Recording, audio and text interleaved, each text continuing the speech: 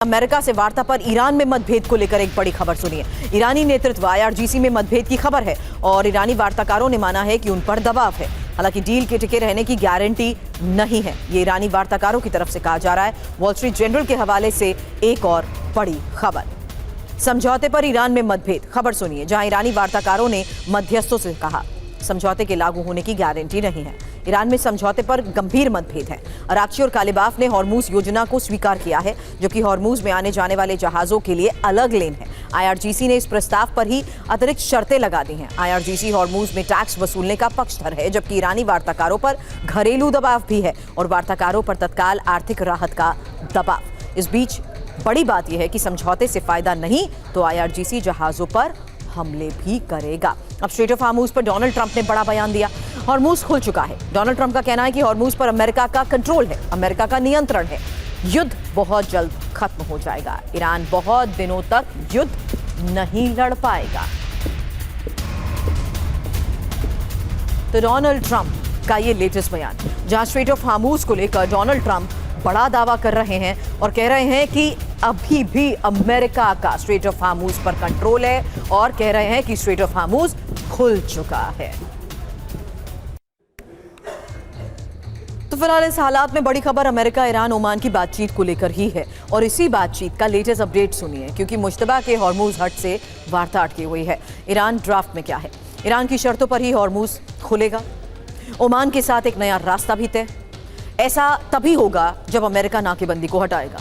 US Israeli जहाजों पर Hormuz पर फिलहाल बैन है। हालांकि वार्ता की स्थिति भी सुनिए, जहां ईरान ओमान के पक्षकारों में ये बैठक हो रही है और अमेरिका का दावा है कि समझौता करीब है, जबकि ईरान दावा कर रहा है कि अमेरिका से प्रत्यक्ष वार्ता रुकी हुई है। आईआरजीसी ने फिर वार्ता का विरोध भी किया है। वहीं अमेरिकी साइबर कमांड में खलबली। आज एक और बड़ी खबर है। जून जुलाई में 5 कर्मचारियों के सुसाइड को लेकर यह खबर है।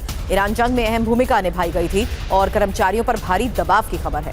फिलहाल ब्लूमबर्ग की रिपोर्ट इसको लेकर क्या बड़ा दावा कर रही है, क्योंकि अमेरिकी साइबर कमांड में इतना तनाव क्यों, ये एक बड़ा सवाल है। 1 महीने में 5 लोगों ने सुसाइड किया है। साइबर कमांड ने ईरान युद्ध में अहम भूमिका निभाई है, अमेरिका के साइबर अभियानों को लीड किया। ईरान युद्ध के दौरान साइबर कमांड का काम भी बढ़ा। अप्रैल में जनरल जोशुआ रूट ने फंड की मांग भी की थी। साइबर कर्मियों के मानसिक स्वास्थ्य के लिए $1 करोड़ की मांग की गई थी, जबकि चेतावनी दी कि फंडिंग नहीं मिलने पर बर्नआउट सैन्य क्षमता में गिरावट पड़ेगी। अप्रैल में ही फंडिंग की मांग के कुछ ही समय बाद साइबर कमांड में 5 आत्महत्याओं को लेकर बड़ी खबर। अब अमेरिका के खिलाफ ईरान की बड़ी तैयारी सुनिए, जहां अमेरिका पर हमले के लिए ईरान की सेना तैयार हो चुकी है और अगर हमला हुआ तो हम तैयार। आईआरजीसी का बयान, अपने हथियारों को अपडेट कर रहे हैं।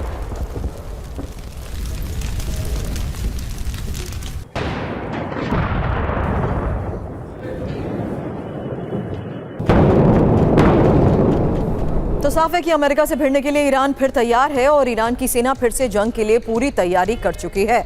अब ईरान पर हमला तो अमेरिका पर उससे भी बड़ा अटैक। अमेरिका से लड़ने के लिए अपनी ताकत ईरान बढ़ा रहा है। तत्काल जवाबी कार्रवाई के लिए आईआरजीसी तैयारी को लेकर दावे कर रही है, जबकि ईरान अपने हथियारों को अपग्रेड करने में जुटा है। सेना की आंतरिक क्षमताएं विकसित कर रहा है। जवानों का हौसला और मनोबल भी ईरान बढ़ा रहा है, जिससे संकेत साफ है कि ईरान पहले के मुकाबले ज्यादा बड़े हमले करने की तैयारी कर चुका है और इस बार अमेरिकी बेस पर पहले से बड़े हमले हो सकते हैं। इस बीच डोनाल्ड ट्रंप ने माना है कि अमेरिका के पास कुछ हथियारों की सप्लाई की थोड़ी कमी है। ये एक और बड़ी खबर सुनिए, जहां हथियारों की कमी की खबर लीक होने से डोनाल्ड ट्रंप नाराज हो गए और खबर लीक से ईरान से डील में अमेरिका की स्थिति कमजोर हो सकती है। ट्रंप प्रशासन ने हथियारों के लिए बजट में $21 मिलियन की मांग की। रिपोर्टर के सवाल पर डोनाल्ड ट्रंप ने कहा, हमें हर समय हथियारों की जरूरत होती है। हालांकि हथियारों की कमी की खबर से ट्रंप इनकार भी कर रहे हैं। सेना के पास जरूरी हथियारों की कोई कमी नहीं है। अमेरिका के पास बड़ी संख्या में हथियार हैं और हम लगातार हथियारों का उत्पादन भी बढ़ा रहे हैं। CNN ने दावा किया था कि अमेरिका के पास हथियारों की कमी है। और हथियारों की कमी की खबरों के बीच ट्रंप का एक और बड़ा बयान, दुनिया भर में हमारे हथियार मौजूद हैं, अगर हमें जरूरत पड़ी तो उसे वापस ले लेंगे।